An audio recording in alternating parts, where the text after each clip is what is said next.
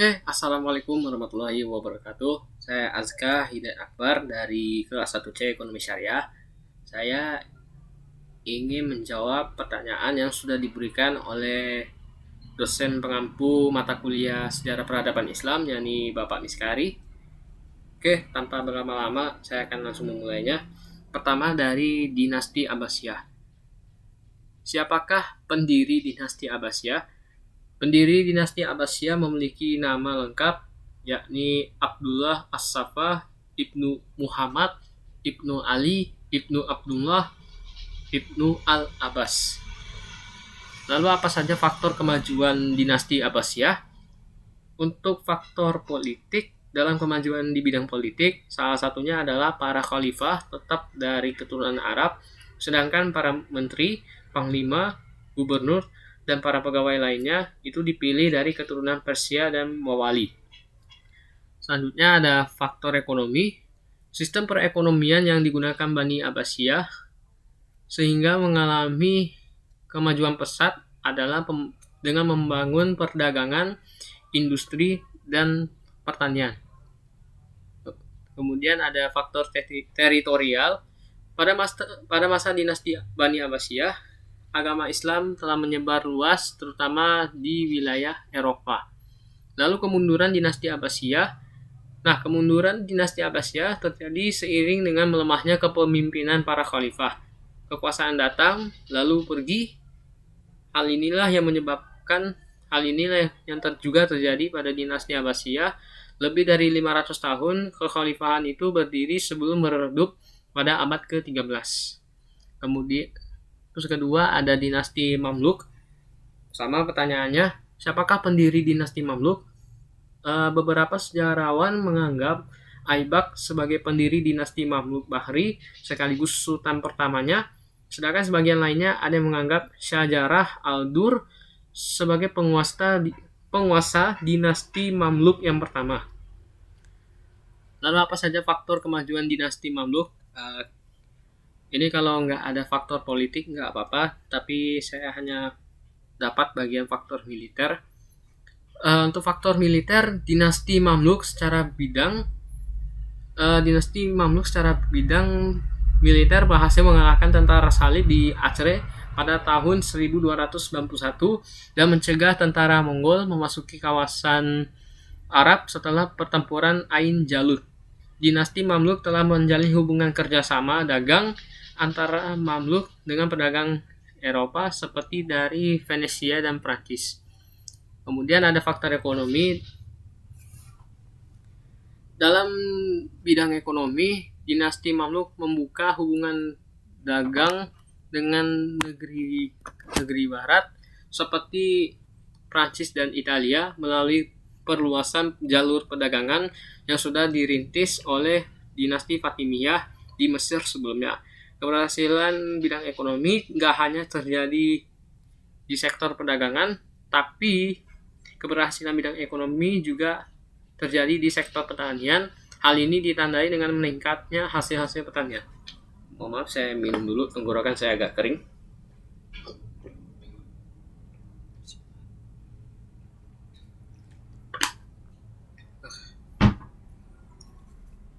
Yang ketiga, selanjutnya ada faktor teritorial. Wilayah kekuasaan dinasti Mamluk meliputi Mesir, Suriah, Hijaz, Yaman, dan daerah di sepanjang aliran sungai Efrat. Saat berkuasa, dinasti ini berhasil menumpas bersih sisa-sisa tentara perang salib dengan mengusirnya dari Mesir dan Suriah. Lalu apa yang menyebabkan dinasti Mamluk ini jatuh atau apa yang menyebabkan kemunduran dinasti Mamluk terjadi?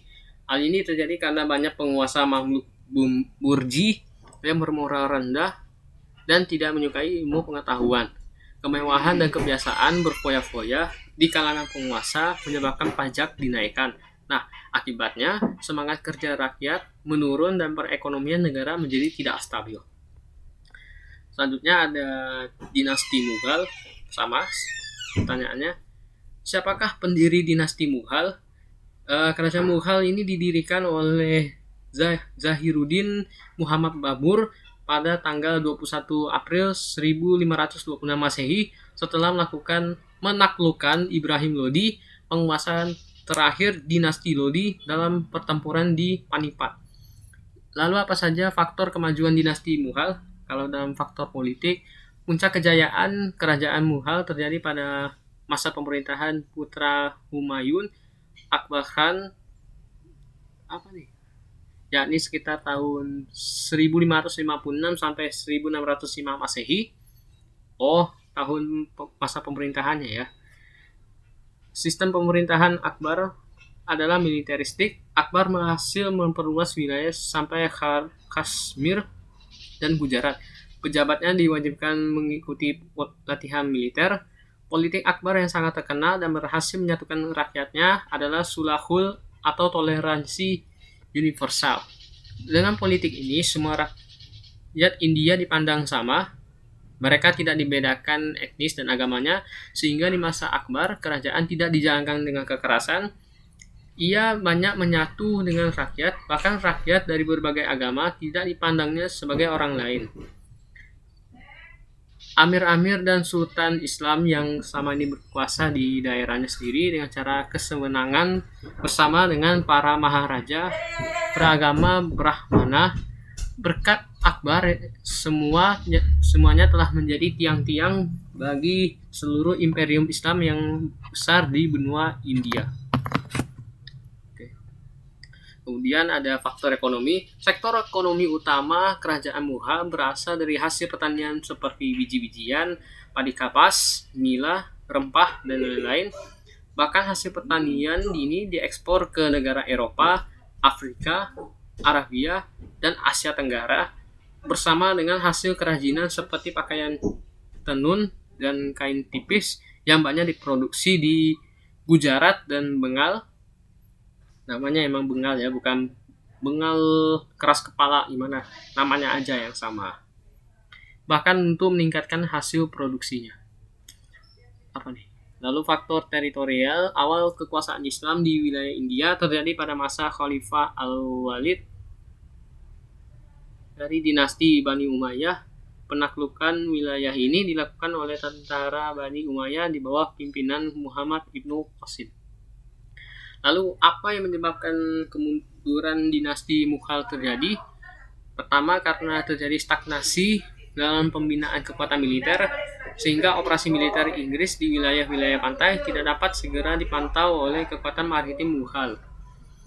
Kedua, kemerosotan moral dan hidup mewah di kalangan elit politik yang mengakibatkan pemborosan dalam penggunaan uang negara.